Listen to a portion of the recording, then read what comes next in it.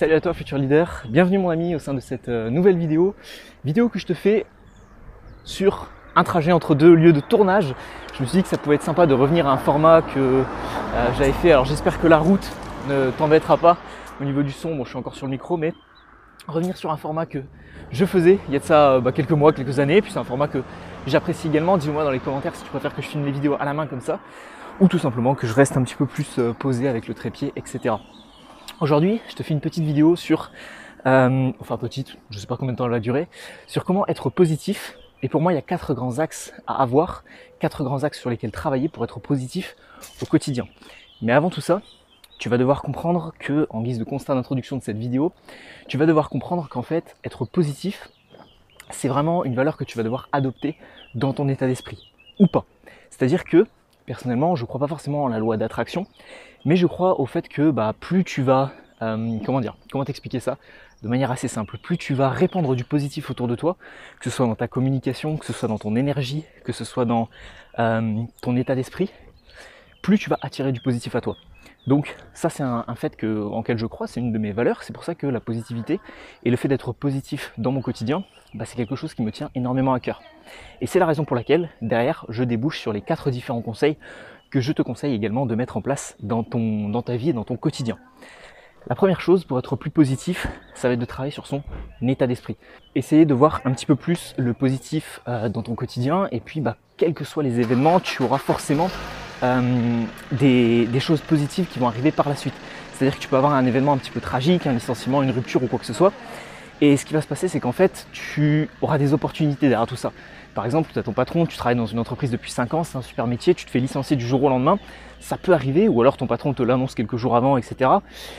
Ça peut arriver, mais ça va découler derrière sur d'autres opportunités. Et derrière, tu vas pouvoir peut-être trouver un travail qui t'épanouit encore plus, alors que tu n'aurais même pas pu imaginer tout ça. Donc voilà un petit exemple, voir le verre d'eau à moitié plein plutôt qu'à moitié vide, et vraiment se concentrer sur le fait que dès qu'une chose est finie, pas ressasser le passé, pas revenir dessus, mais tout simplement voir les nouvelles opportunités qui s'offrent à toi. Toutes les choses que tu peux faire, etc. Ça peut être des désillusions en termes d'amour, d'amitié ou des relations familiales que tu as. Eh bien, le fait de plus avoir ces relations-là, ça va te permettre de pouvoir avoir du temps pour faire d'autres activités pour toi, etc.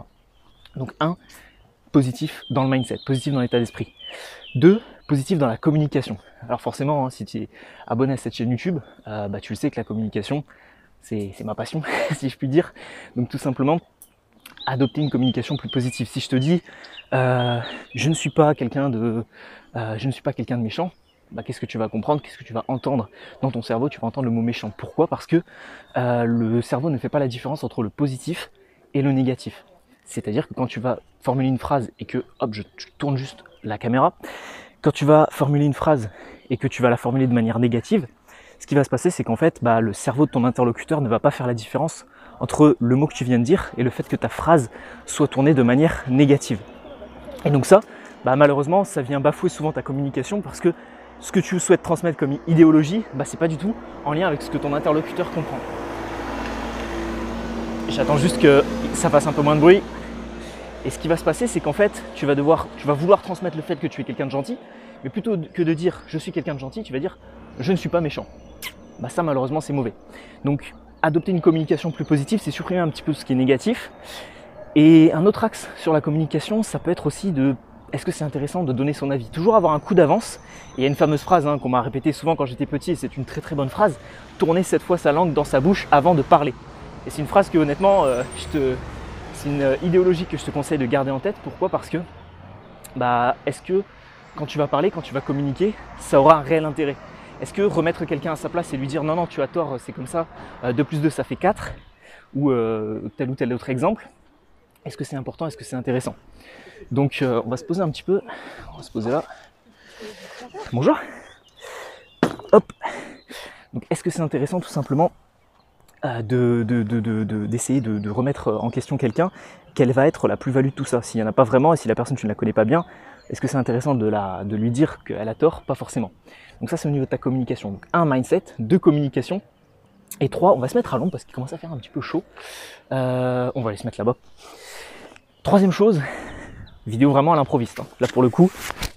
Troisième chose, travailler son énergie. Travailler son énergie, aujourd'hui la plupart des fois où tu te rends compte que tu es stressé, tu as peur, n'oses pas faire les choses, tu te sens un peu dépassé par les événements, qu'est-ce qui va se passer? Bah, tu te rends compte au niveau de ton énergie qu'en fait, elle est au plus bas. C'est-à-dire que ça fait longtemps que tu n'as pas dormi, ça fait longtemps que tu n'as pas mangé, tu as un manque de sucre, tu as un manque de repos peut-être, donc sommeil, alimentation, et puis également un petit peu de sport. Si ça fait longtemps que tu n'as pas fait du sport ou quoi que ce soit, souvent ça va influencer tes pensées, ton état d'esprit, etc. Et tu risques de tomber souvent dans le négatif. Et ça, je m'en suis vraiment rendu compte et c'est extrêmement puissant.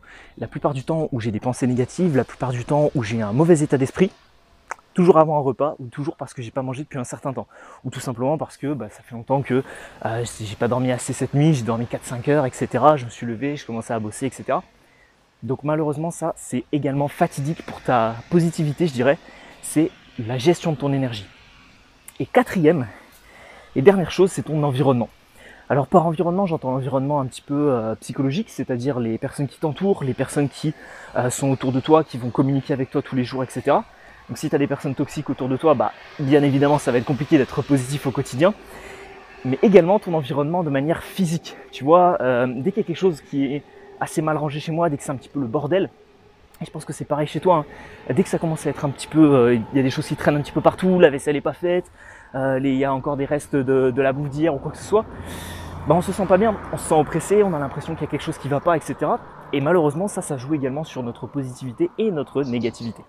Donc voilà les 4 différents axes. Premièrement, mindset. Deuxièmement, communication. Troisièmement, énergie, gestion de l'énergie, ça c'est très très important. Si ça t'intéresse d'ailleurs, je te ferai peut-être plus de vidéos sur le sport, l'alimentation, quoi que ce soit, parce que c'est la chose qui m'a intéressé le plus au début du développement personnel. Et c'est un des trucs que je maîtrise plutôt bien, après avoir fait des études là-dedans en plus. Et troisième et dernière chose, et quatrième pardon et dernière chose, c'est un petit peu l'aspect, j'ai complètement zappé, c'est l'aspect environnement, ok. Donc 1, mindset, 2, com, 3, énergie et 4, environnement. Donc voilà mon ami, un petit peu pour cette vidéo. Si tu souhaites améliorer ta communication justement et avoir une communication plus positive, être plus performant en communication, ce que je t'invite à faire, tu regardes juste ici, c'est de cliquer sur la petite miniature qui s'affichera juste là à la fin de la vidéo ou sur le lien dans la description de la vidéo. Tu retrouveras une formation gratuite de 1 heure sur la communication et sur la prise de parole et sur l'aisance relationnelle aussi, pour te permettre de communiquer plus efficacement avec les gens autour de toi, avec plus de prestance et une meilleure éloquence. Si tout ça, ça t'intéresse réellement et que tu souhaites devenir un futur leader et rejoindre la communauté des autres leaders, plus de 3000 membres déjà qui suivent cette formation gratuite, je t'invite tout simplement à cliquer sur le petit lien qui est juste ici, direct sur la moto qui est juste là, hop, tu cliques dessus ou dans la description de cette vidéo. On se retrouve de l'autre côté mon ami, ciao ciao.